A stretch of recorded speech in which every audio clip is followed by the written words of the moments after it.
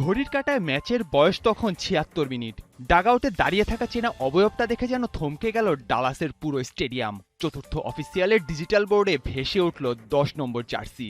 অপেক্ষার অবসান সব শঙ্কার। ৯৮২ দিন পর চিরচেনা আঙিনায় ফিরলেন সেলেসাওদের সেই চিরসবুজ শিল্পী Neymar da Silva Santos junior. স্মৃতির পাতা উল্টে চলুন ফেরা যাক ২০২৩ সালের সেই অভিশপ্ত ১৭ অক্টোবরে। উরুগুয়ের মন্টেভিডিওতে অশ্রুসিক্ত চোখে যখন মাঠ ছেড়েছিলেন, কে জানতো নিয়তি তার ভাগ্যে লিখে রেখেছে ২ বছর ৮ মাস ৮ দিনের এক দীর্ঘ বনবাস। এসিএল ইনজুরি সেই ভয়াল থাবা, ক্যারিয়ারের গোধূলি লগ্ন আর এক বুক হতাশা।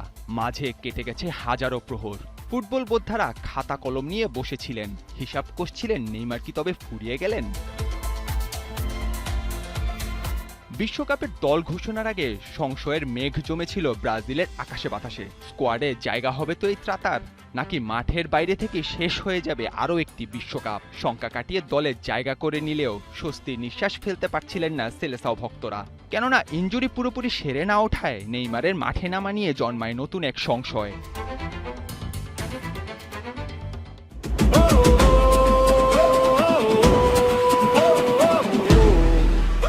কিন্তু যার নামের পাশে লেখা থাকে ফিনিক্স পাখি, তাকে কি এত সহজে দমিয়ে রাখা যায়? সংশয়ের সব বুদবুদ উড়িয়ে শত বাধা পেরিয়ে নেইমার বুঝিয়ে দিলেন হলুদ জার্সির ওই ১০ নম্বর লিগেসিটা এখনো তারই।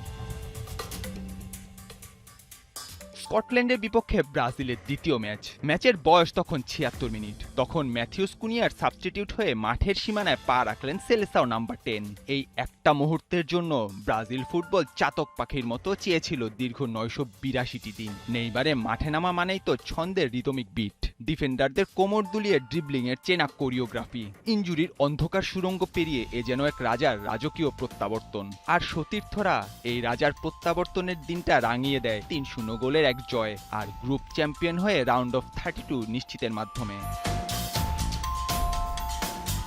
নেইমার ফিরলেন, দেখালেন জাদুকরের জাদু এখনো ফুরিয়ে যায়নি। বয়স বেড়েছে, চোটের দাগ বসেছে শরীরে, কিন্তু পায়ের সেই সাম্বা জাদু তা যে এখনো অমলিন। স্কটল্যান্ডের বিপক্ষে ম্যাচের ৭৬ মিনিট তাই শুধু একটা সাবস্টিটিউশন ছিল না, ওটা ছিল হেক্সামিশনের ব্রাজিলের পুনর্জন্ম। জাদুকর ফিরেছেন তার প্রিয় মঞ্চে। এবার গল্পটা শুধুই রাজত্ব পুনরুদ্ধারের। নাহিয়ান আরেফিন, ৭১।